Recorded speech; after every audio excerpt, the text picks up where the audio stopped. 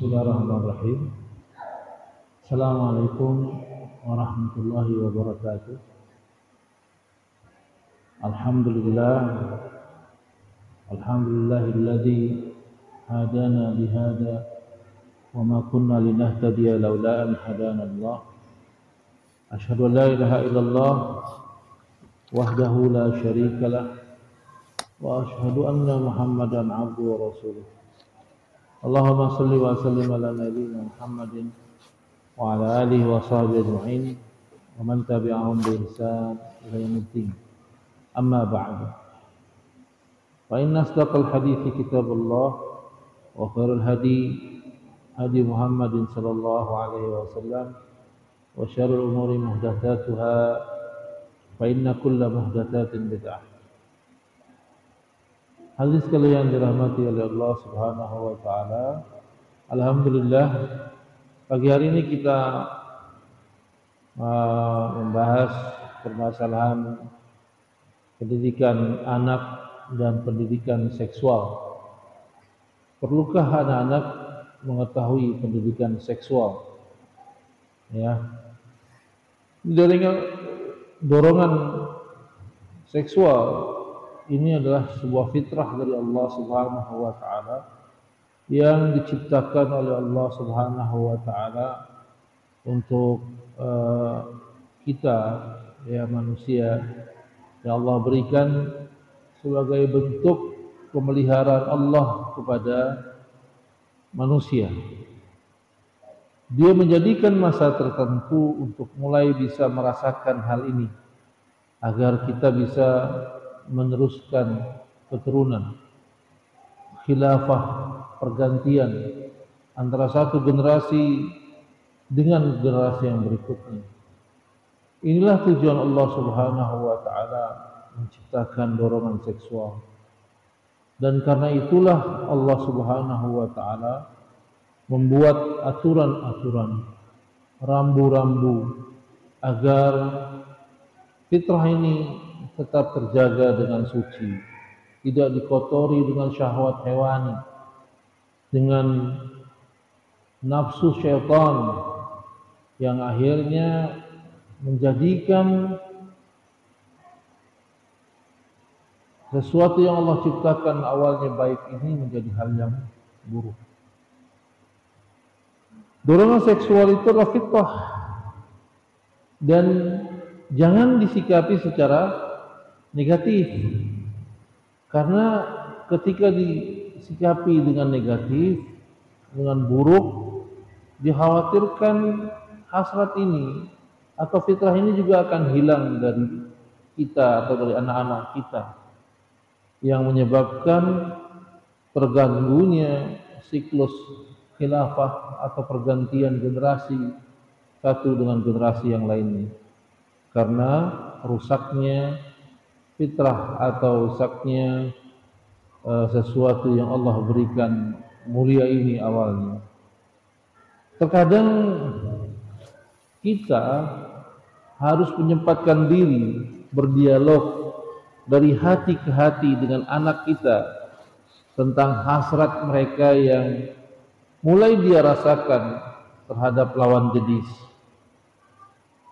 Mestinya para orang tua mendampingi anak-anak mereka dan memberikan pengarahan.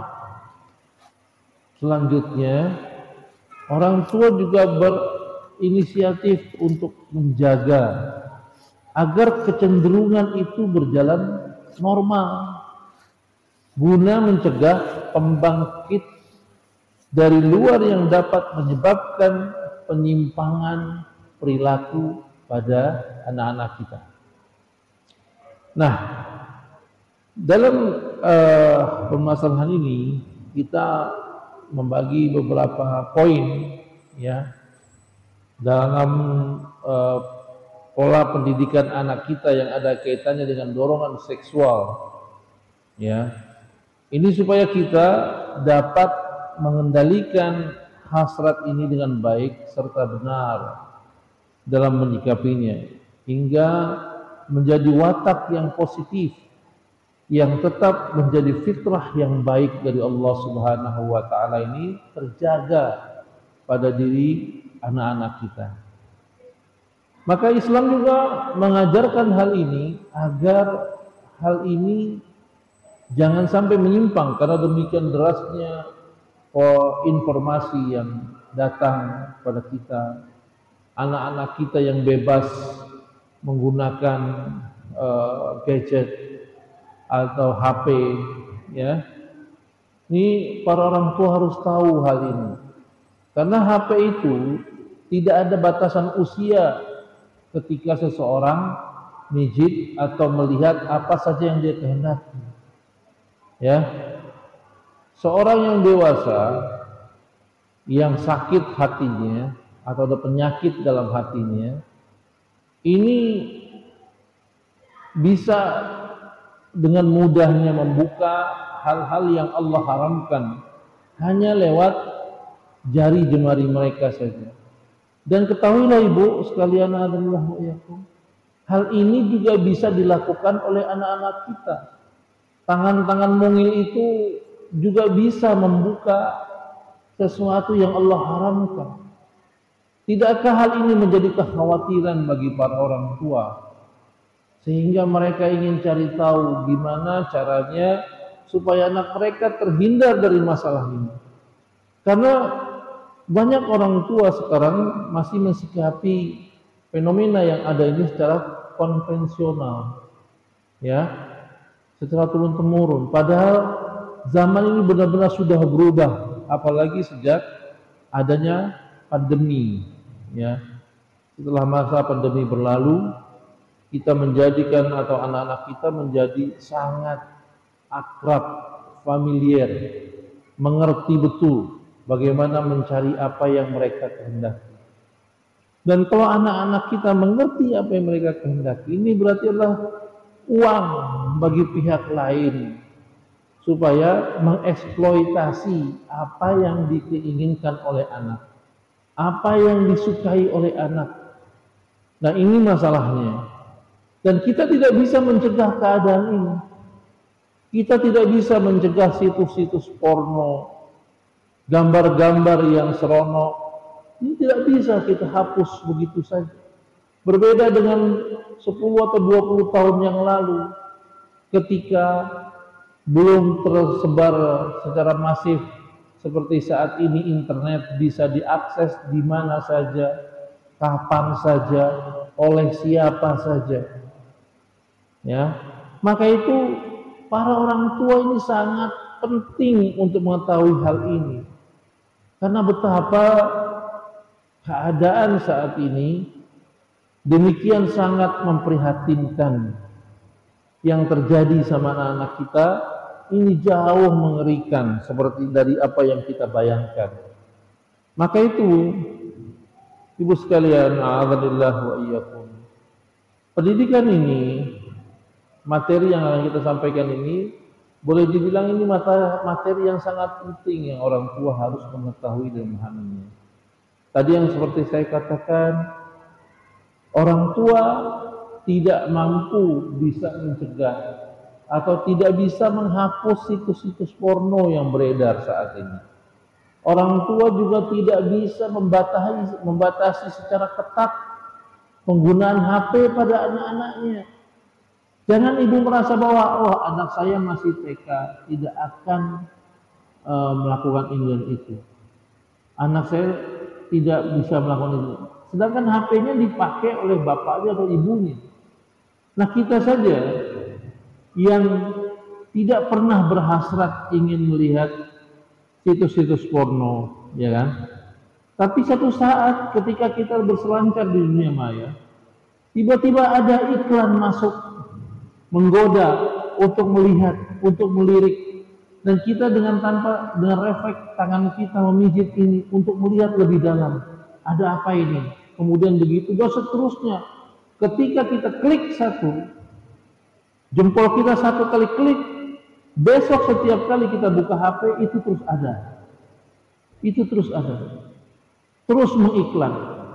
Dan dari mana kita yakin bahwa yang datang nongol saat HP itu kita pakai, itu tidak keluar ketika anak-anak kita yang pakai. Pasti itu juga keluar ketika anak-anak kita yang sedang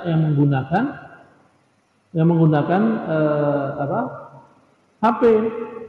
Dan ini jauh lebih bahaya lagi, Ibu sekalian alhamdulillah wa iyyakum. Ya. Banyak sekali sekolah-sekolah atau pondok-pondok yang kecolongan.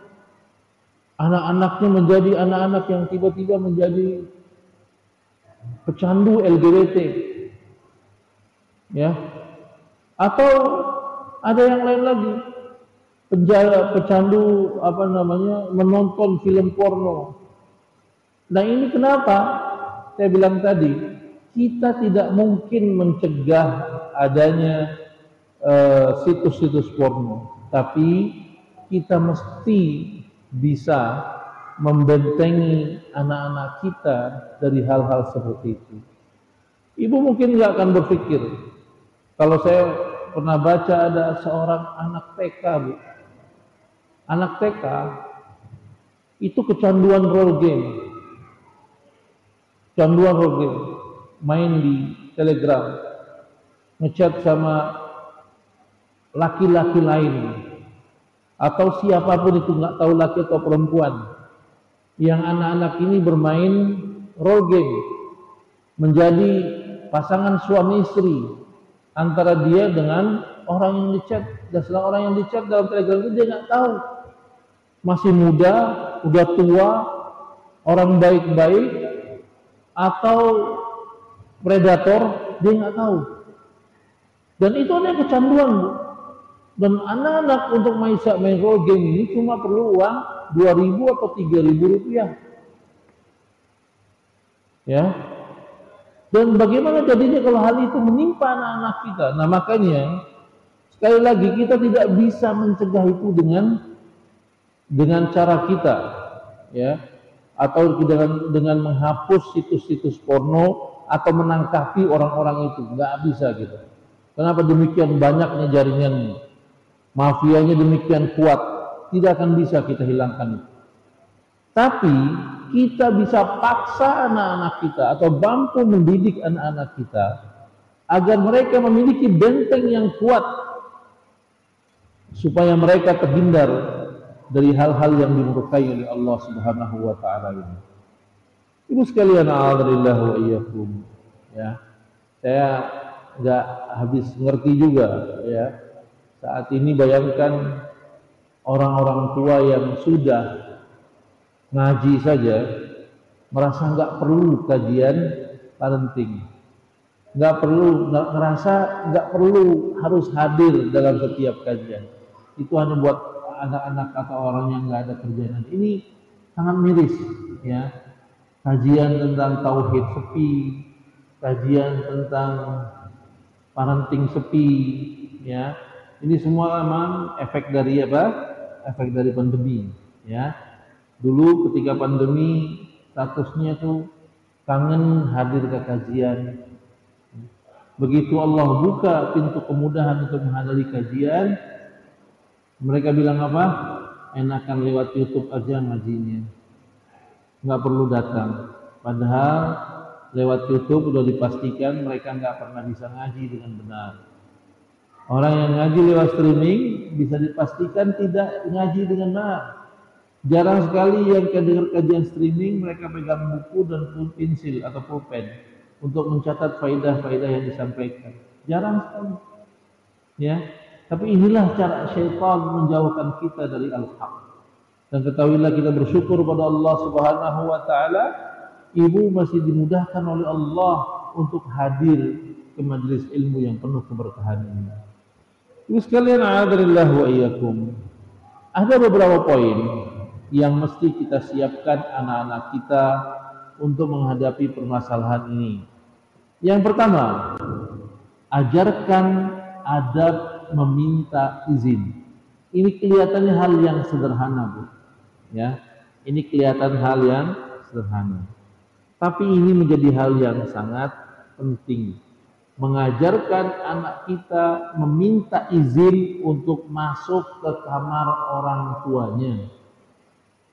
Ya, Kenapa? Karena di kamar orang tuanya bisa jadi ibu dan bapaknya sedang melakukan hal-hal yang tidak mesti dilihat oleh anak-anaknya. Ya kan? Ini diawali dari hal yang seperti ini. Ajarkan supaya apa? Supaya mereka tahu privasi. Mereka tahu tempat-tempatnya ketika mereka masuk tidak langsung selonong boy. Walaupun itu kamar ibunya, ibu bapaknya, atau kamar saudaranya yang laki atau perempuan. Apalagi rumah orang lain. Ajarkan mereka dan mulai dengan mengucapkan salam ketika ingin masuk ke kamar orang tua. Ini banyak sekali yang diabaikan oleh para orang tua saat ini. Ya, diabaikan para orang tua. Tidak jarang juga kasus banyak orang tua yang mengadukan, bagaimana Ustadz, saya sedang melakukan hubungan sama istri saya atau suami saya, tiba-tiba anak saya masuk. Innalillah. Dan ini nggak mustahil itu juga terjadi sama ibu. Maka yang utama, ajarkan mereka sopan santun untuk coba meminta izin ketika masuk kamar orang tuanya, atau diingatkan manakala mereka tidak minta izin. Mulai dari hal-hal yang kecil. Jadi ajarkan mereka untuk mengucapkan salam. Ya. Nah, ibu sekalian, a'adzalillah wa iyyakum. Untuk meminta izin ini, Islam membagi usia anak menjadi beberapa fase. Ya, yaitu fase pertama, yaitu fase ketika anak diharuskan meminta izin pada waktu-waktu tertentu sebelum bertemu dengan seseorang, ya, atau masuk ke kamar ibu bapaknya. Ini Islam mengajarkan kapan waktu-waktu yang tidak boleh seseorang itu masuk selonong sampai tanpa izin dari orang tuanya.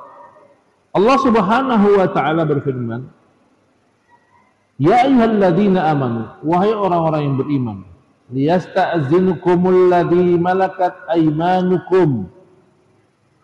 Maka hendaklah para hamba sahaya, laki-laki dan perempuan yang kamu miliki, ya, walladzina lam yablughul huluma, dan kepada anak-anakmu yang belum masuk masa balik, huluma minkum, salasa marrah, 3 waktu. Kata Allah Subhanahu wa taala, hendaklah budak dan anak-anakmu yang belum balik ketika ingin masuk kamarmu, hendaklah mereka meminta izin terlebih dahulu, terutama pada 3 waktu yang Allah sebutkan ini. Kapan itu? Qabli salatil fajr, sebelum masuk waktu subuh. Wa hina tad'una yadakum minadh-dhahirati, ya.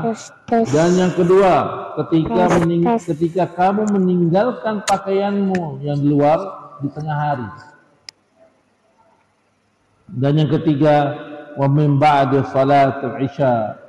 Jadi 3 waktu. Sebelum masuk waktu subuh,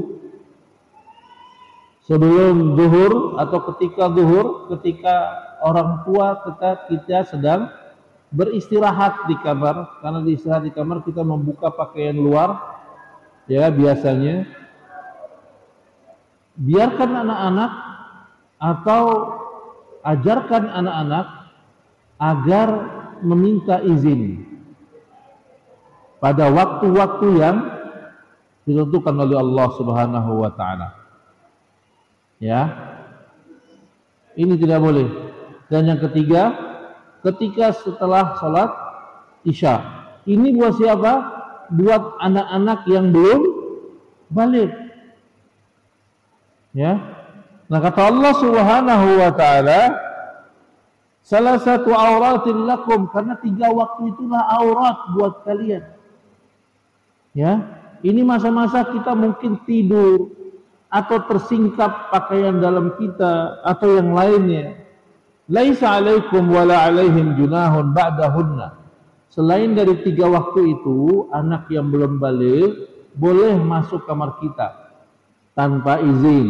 Kenapa? Kemungkinan kita tidak melakukan apa-apa saat itu. Ya. Tawafuna 'alaikum ba'dukum 'ala ba'din.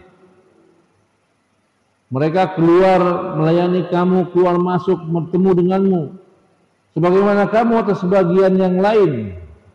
Ya. Kadzalika yubayyinullahu lakumul ayah. Demikian Allah menjelaskan ayat-ayatnya. Wallahu 'alaikum hakim. Dan Allah Subhanahu wa taala Maha bijaksana dan Maha mengetahui. Nah, ini buat anak-anak yang belum balik.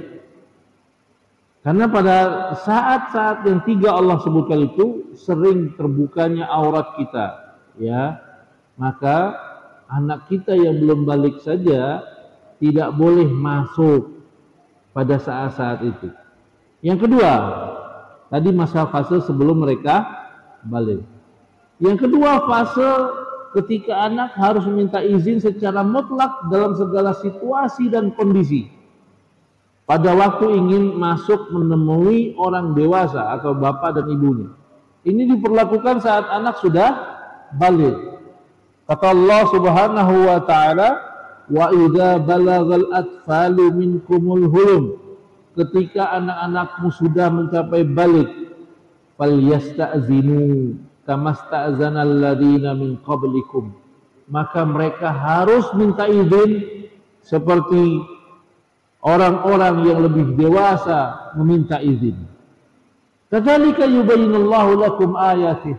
Demikianlah Allah jelaskan ayatnya. Wallahu alimun hakim. Dan Allah Maha mengetahui lagi Maha bijaksana. Bayangkan Bu, untuk masuk kamar orang tua, Allah Subhanahu wa taala sampai turunkan 2 ayat. Ini menunjukkan bahwa pendidikan ini harus benar kepada anak-anak kita. Karena kalau seandainya hal ini tidak dilakukan dengan baik, anak-anak kita akan sering melihat sesuatu yang mestinya mereka tidak lihat. Makanya ibu-ibu diubah. Jika punya anak laki-laki di rumah, ya, ibu punya anak kandung, walaupun anak itu anak ibu, walaupun anak itu anak kandung ibu, ya, biasakan tutup aurat dengan rapi. Ya, jangan mentang-mentang anak, ibu di rumah seenak-enak dia pakai pakaian. Ini tidak boleh, karena anak kita akan terbiasa melihat sesuatu yang mestinya dia tidak lihat, walaupun itu ibunya, walaupun itu mahramnya. Tapi pandangan seksual ini tidak membedakan mana ibu, mana kakak, mana adik, mana saudara, tidak. Pandangan syahwat ini bisa naik kapan saja ketika melihat siapa saja. Maka biasakan ibu-ibu ketika duduk di depan anaknya terbiasa rapatkan, tetap duduk dengan cara yang sopan. Bukan duduk yang seenak-enaknya. Merasa bahwa anak sendiri ini, ibu bisa berpikir begitu, tapi anaknya nggak begitu pikirannya.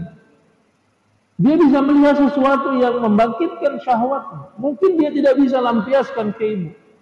Dia bisa lampiaskan ke tempat lain. Na'udzubillah, summa na'udzubillah. Ini yang kita cegah. Ini yang Allah Subhanahu wa taala ajarkan agar hal ini tidak terjadi pada anak-anak kita. Ya. Ini yang harus kita tahu, bahwa Allah Subhanahu wa taala sampai menurunkan 2 ayatnya untuk mengingatkan kita agar hal ini tidak terjadi. Ya. Nah, 2 fase yang perlu kita ingat, yang perlu kita ini sebagai orang tua perhatikan adalah di antara adab isti'dzan, adab meminta izin yang perlu kita ajarkan kepada anak. Ya. Harus kita izinkan atau harus kita berikan pelajaran kepada anak-anak kita. Jadi jangan sampai ibu berpikir, cuma anak sendiri kok, nggak ada siapa-siapa di rumah, cuma anak saya doang, cuma ini doang. Ingat loh Bu, saya bilang, Pandangan syahwat itu tidak memandang siapa-siapa. Dia bisa melihat dan bisa naik syahwatnya walaupun yang dipandang itu ibunya. Ya. Nah, maka itu bagaimana cara mengizinkan membiasakan mereka agar mereka istizan, izin dulu. Yang pertama, memilih waktu yang tepat. Ajarkan anak-anak itu minta izin masuk pada waktu subuh atau pagi-pagi buta. Ya, tengah hari, juga saat larut malam, kecuali ada kepentingan mendesak. Jadi ketika kita sudah masuk kamar setelah Isya, maka anak kita tidak boleh selonong-boy masuk ke kamar kita. Apalagi tiba-tiba dia masuk dan nyelinap masuk di selimut kita. Ini tidak boleh terjadi. Jangan dianggap bahwa ini akrab, bentuk keakraban anak sama orang tua. Tidak. Ini bukan keakraban, ini penyimpangan seksual. Penyimpangan terhadap hukum Allah Subhanahu wa taala. Hati-hati, kalau Allah Subhanahu wa taala perintahkan mereka minta izin, lalu mereka tidak melakukan izin, langsung masuk ke kamar ibu dan bapaknya, ini pelanggaran berat. Ini dosa besar. Karena apa? Melanggar aturan Allah Subhanahu wa taala. Jadi perhatikan waktunya. Ya. Setelah Isya, makanya kau biasakan biarkan anak-anak tidur dulu baru orang tua tidur belakangan. Ya, jangan dibiasakan anaknya bebas sampai ada yang main HP sampai begadang orang tuanya nggak tahu, ini kebangetan. Ya. Makanya orang tua harus cek anaknya tidur dulu baru dia tidur. Ya, ini yang terbaik. Dan kemudian ketika sudah masuk kamar, kita masuk kamar, orang tua masuk ke kamarnya, maka tutup kamarnya, rapatkan. Kasih tahu mereka nggak boleh minta apa-apa. Kalau seandainya memungkinkan, kunci kamar kita. Jangan biarkan hanya sekedar tertutup atau terbuka kamarnya. Ini nggak boleh dilakukan. Ya. Kemudian ajarkan anak-anak untuk mengetuk pintu ketika ingin masuk. Ya. Ketuk pintu juga ada tata caranya. Ini adab Islami. Jangan main ketuk-ketuk dulu. Ya. Jangan. Tapi biasakanlah mereka mengetuk pintu 3 kali dengan jeda yang cukup. Habis mengucapkan salam, assalamualaikum. Ya, biasakan 3 kali ketukan. Kalau tidak ada yang menjawab, maka diurungkan niat Anda untuk masuk. Ajarkan anak-anak seperti itu. Nabi sallallahu alaihi wasallam bersabda, "Idza isti'dzana ahadakum thalathan falam yu'zan lahu falyarji'."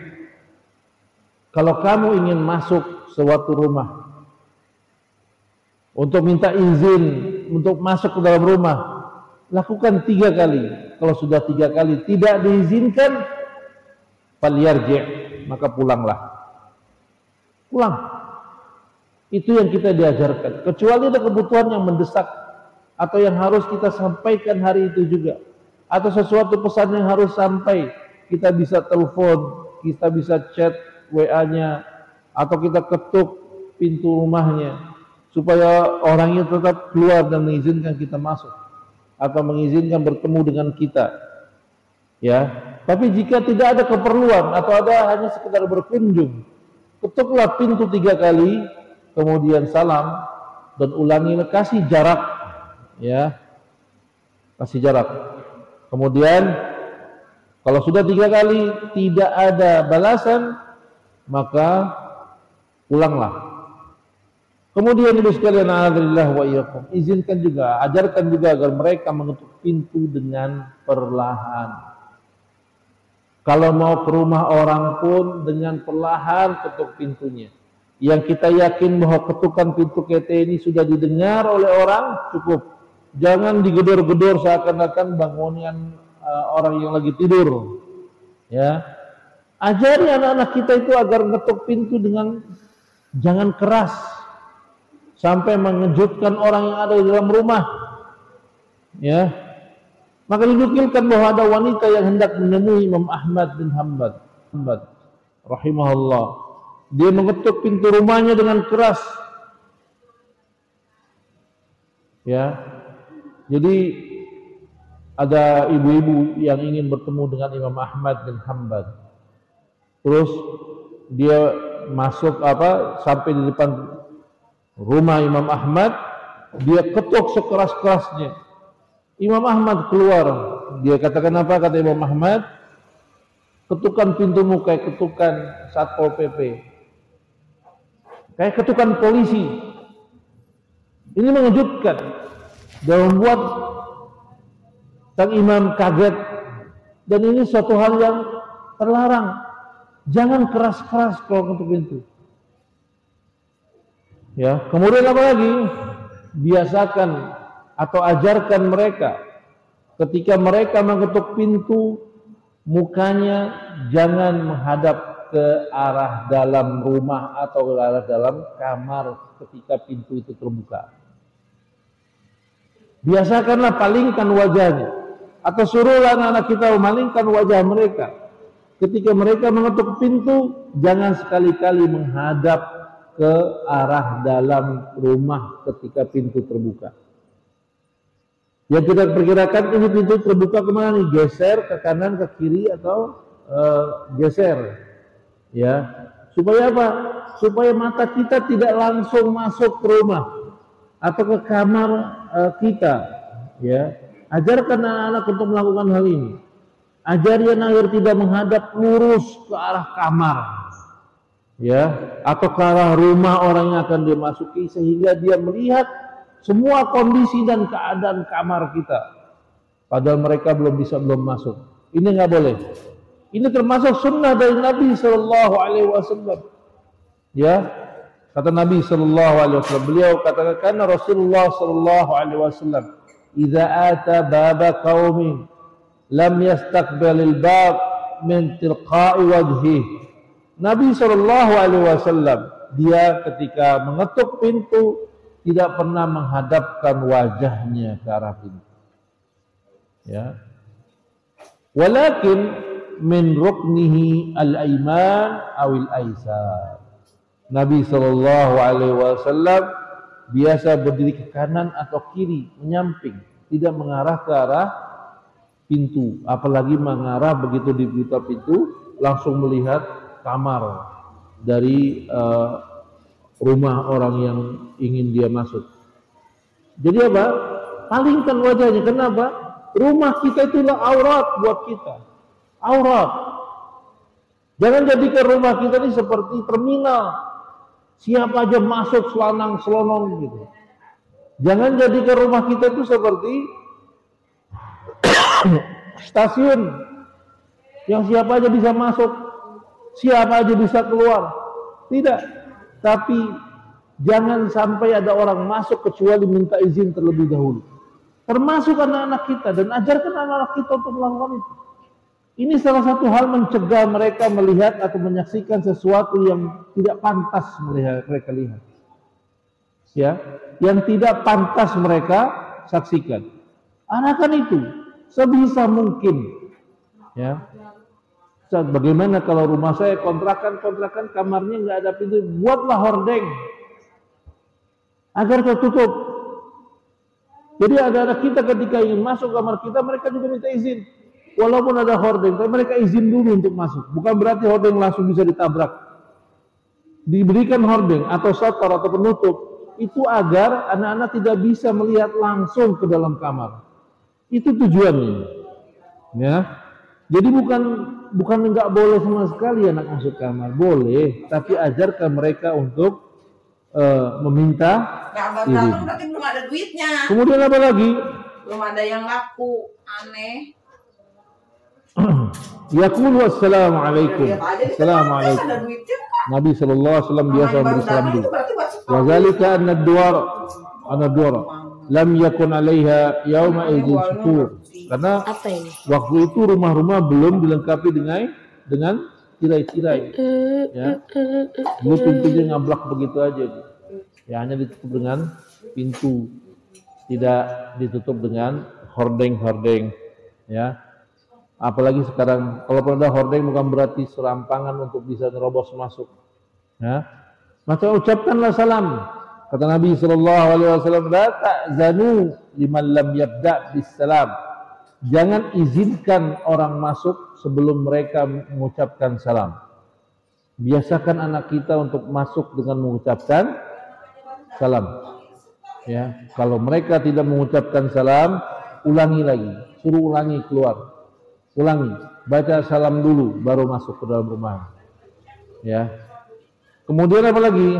Biasakan sebelum diizinkan masuk memperkenalkan diri dulu. Ya. Ajari mereka memperkenalkan diri. Tok, assalamualaikum. Pak, ini Budi. Atau siapa sebut namanya. Ya kan? Minta izin dulu, perkenalkan. Jadi yang di dalam tahu bahwa siapa yang mau masuk. Siapa yang minta izin ini? Jangan assalamualaikum, suara yang nggak pernah kedengeran, tapi langsung begitu assalamualaikum belum diizinin langsung nyelonong, tidak bisa begitu. Ya, Nabi Shallallahu Alaihi Wasallam sangat marah kalau ada orang salam lalu so akrab, nggak perlu memperkenalkan diri. Ini marah Nabi Shallallahu Alaihi Wasallam. Pernah dia suatu hari didatangi oleh Jabir bin Abdullah radhiyallahu anhu, lalu mengetuk pintu rumah beliau. Ya, maka Nabi Shallallahu Alaihi Wasallam mengatakan assalamualaikum. Nabi beliau Waalaikumsalam. Siapa di luar? Dia bilang saya. Maka Nabi Shallallahu Alaihi Wasallam lalu bilang saya mengatakan ana bilang gitu kan. Saya nggak kenal siapa saya. Nabi Shallallahu Alaihi Wasallam seperti nampak beliau nggak suka dengan jawaban saya. Dia harus sebutkan namanya. Siapa di luar? Saya. Siapa namanya? Saya Abdullah, atau saya Ubay, saya Zainab, atau siapa, sebutkan namanya. Tidak langsung masuk, tidak langsung selolong-selolong. Ya. Kemudian apa lagi? Ketika masuk, ajarkan anak kita untuk menundukkan pandangannya. Bukan mencari tahu apa yang sedang dilakukan penghuni rumah atau pemilik kamar. Dengan menyelidik sedang apa nih orang tuanya di kamar. Lihat sana, melihat sini, ini apa, tidak seperti itu. Tapi mengajarkannya untuk menundukkan pandangan. Ya. Maka diajarkan oleh Bapak bilang, kalau kita masuk ke rumah orang lain, maka butakan mata kita. Setelah kita keluar dari rumah teman kita, maka bisukan mulut kita. Maksudnya apa? Ketika masuk ke rumah orang lain, maka usahakanlah jangan memandang ada apa di situ. Ya. Jangan cari tahu aib-aib yang ada di rumah itu. Dan ketika kita sudah keluar dari rumah itu, usahakanlah tutupi aibnya. Kalaupun kita sudah tahu, jangan ceritakan ke orang-orang lain. Ini sangat menyebalkan ketika ada orang datang ke rumah, matanya memandang rumah kita dari bawah sampai atas. Ya, ini sangat menyebalkan. Karena kan dia mau datang ke rumah itu mau lihat rumah, apa mau bertemu dengan penghuninya. Kalau mau bertemu dengan penghuninya, tundukkan, tampakkan muka kita pada penghuninya. Sampaikan keinginan kita, tujuan kita sampai di situ untuk apa? Bukan melihat mata ke sana kemari, melihat ada TV apa enggak, radionya radio apa, bukunya buku apa aja, naik ke atas nih rumah kok kayak rumah setan, enggak ada ginian begitu. Ini bukan tujuan kita. Tujuan antum menamu itu untuk apa? Ya, saya sering sekali itu ada tamu yang datang. Kemudian saya ada di depannya, tapi matanya terus ke atas, ke bawah, ke kanan, ke kiri, lihat seakan-akan mencari sesuatu. Astagfirullahaladzim. Ada zaman sekarang orang-orang seperti ini. Padahal dia datang tujuannya untuk ini dan itu. Ya, datang seakan-akan dia debt collector, melihat rumah orang, wah rumahnya masih jelek, wah atapnya aja nggak ditutupi, wah ini masih begini, masih begitu, wah berantakan. nggak ada urusan sama antum. Itu rumah orang. Ya, antum datang sebagai tamu, bukan penilik, bukan penyelidik yang ingin tahu ada apa di rumah orang ini. Bukan itu. Maka tundukkan pandangan. Kata Nabi sallallahu alaihi wasallam, "Innama ju'ilal istizan min ajlil basar." Sesungguhnya minta izin diberikan untuk menjaga pandangan. Anda diizinkan masuk asal menjaga pandangan, itu asalnya. Bukan mencari tahu apa yang ada di dalam rumah. Kita datang ke rumah teman, bukan pengen tahu dia udah punya apa aja, nggak perlu itu. Dia nggak perlu. Karena di rumahnya ada apa aja, nggak perlu. Ya, innama ju'ilal istizan min ajlil basar. Diizinkan itu pada hakikatnya diizinkan untuk masuk, tapi untuk menjaga pandangan. Menjaga pandangan. Jangan biarkan mata jelalat sama jelalat. Tundukkan pandangan Anda. Ya. Kemudian apa? Kata Allah Subhanahu wa taala, "Fa in lam tajidu fiha ahadan fala tadkhuluha hatta yu'dzana lakum." Kalau kamu datang ke rumah seseorang, di dalamnya enggak ada yang kamu inginkan, maksudnya enggak ada orang yang mau kita temui, jangan masuk. Fala tadkhuluha, jangan masuk hatta yu'dzana lakum, kecuali kamu diizinkan.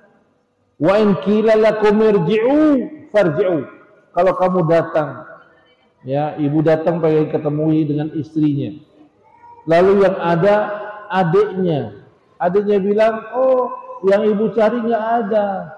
Ya, kalau gitu nanti aja ibu balik lagi. Jangan ibu bilang, "Ah, saya mau udah biasa ke sini, masa saya jauh-jauh ke sini nggak ketemu." Ya, orang nggak ada, maka pulang. Kalau dikatakan pulang, fa idza qila lakum, kalau kamu dikatakan pulang, maka irji'u farji'u wa azka lakum, itu lebih sopan, itu lebih membuatmu mulia, ya, itu lebih suci bagimu.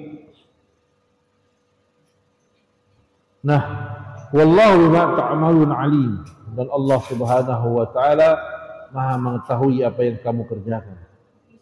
Kemudian kasih tahu anak kita untuk tidak mengintip kamar atau rumah orang lain. Ajarkan anak kita bahwa mengintip rumah dan atau kamar orang lain itu haram hukumnya. Itu tidak boleh dilakukan. Kita cari-cari tahu rumah orang ada apa aja, ya, bagaimana begini, tidak boleh. Nabi sallallahu alaihi wasallam bersabda, "Lau anna imra'an itla'a 'alaikum bighairi iznin fahazafathu biqusarin faqafa'at 'ainuhu ma kana 'alaika min junah." Kata Nabi sallallahu alaihi wasallam, sekiranya seseorang itu mengintip rumahmu tanpa izin, lalu engkau lempar dengan batu hingga tercungkil matanya, maka kamu tidak berdosa di sisi Allah Subhanahu wa taala. Jadi kalau ada orang ngintip-ngintip rumah kita, ya, lalu kita sambit matanya sampai matanya kecongkel, itu kita tidak berdosa, kata Nabi sallallahu alaihi wasallam. Walaupun hukum dunia mungkin kalau di sini ada orang ngintip-ngintip, ibu sambit matanya rusak, pasti ibu ditangkap nanti yang polisi, ya. Tapi itu hukum dunia. Tapi kalau untuk hukuman dari Allah Subhanahu wa taala, itu tidak berdosa sama sekali. Ibu tidak bersalah sama sekali. Kalau ada orang mengintip-ngintip lalu ibu sambit sampai dia terluka atau cacat matanya, ini tidak berdosa sama sekali. Ini menunjukkan betapa memandang rumah atau kamar orang lain itu adalah hal yang sangat terlarang. Ini haram hukumnya. Tidak boleh seseorang itu mencuri-curi pandang ke kamar atau ke rumah orang. Ini ajarkan anak kita untuk merasakan begitu. Karena tadi agar mereka biasa menundukkan pandangannya, tidak memandang sesuatu yang haknya, tidak melihat sesuatu yang bukan atau sesuatu yang tidak pantas dan tidak layak untuk dilihat. Ya, bukan juga untuk menyebarkan aib-aib orang. Maka biasakanlah dari hal yang ringan ini. Saya bilang inilah pendidikan yang utama, ya. Minta izin ketika mereka akan masuk rumah. Nah, ibu sekalian, a'adzallahu wa iyyakum. Ini juga maksudnya agar anak-anak ketika mereka ingin membuka situs tertentu, maka yang kalau seandainya bisa kita blokir di HP kita, ya, blokirlah. Ada kan HP itu ada pengawasan orang tua, gunakan secara maksimal. Jadi anak-anak kita tidak bisa membuka situs-situs yang diperuntukkan untuk orang-orang dewasa. Ya, cegah itu. Sambil juga kita lihat kalau kamu masuk atau buka halaman orang lain, mau stalking ke kasus orang lain, ini juga rambu-rambunya. Kamu boleh masuk, kamu boleh lihat, tapi kamu nggak boleh menyebarkan aibnya. Ini juga adab yang harus dipakai di media sosial. Ya, para orang tua, para kaum muslimin harus mencoba lakukan ini supaya kehormatan mereka terjaga, supaya aib-aib tidak tersebar luas. Kebanyakan kita main di medsos tanpa tahu aturan-aturan fikihnya, tanpa tahu larangan-larangan agama. Sebebas-bebasnya dia masuk dan menguliti apa yang ada orang lain, kemudian dia sebarkan ke orang lain lagi. Na'udzubillah, summa na'udzubillah. Maka ini perlu kita pahami, ibu sekalian. Inilah pendidikan yang harus pertama kita berikan kepada anak-anak kita, agar mereka tetap terjaga fitrahnya, agar mereka jangan sampai masuk atau terlarut dalam hal-hal yang tidak kita inginkan. Demikian ibu sekalian yang bisa kita sampaikan pada hari ini. Insyaallah pada pertemuan berikutnya kita akan lanjutkan pada poin yang kedua, ketiga, keempat dan seterusnya tentang pendidikan seksual pada anak-anak. Demikian bisa kami sampaikan. Kalau ada yang mau bertanya kami persilahkan, Ibu.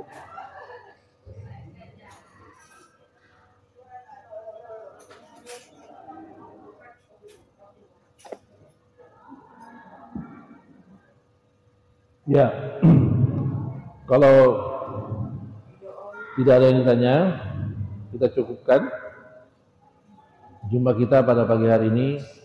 Doa Kafaratul Majlis. Subhanakallahumma wa bihamdik, asyhadu an la ilaha illa anta astaghfiruka wa atubu ilaik.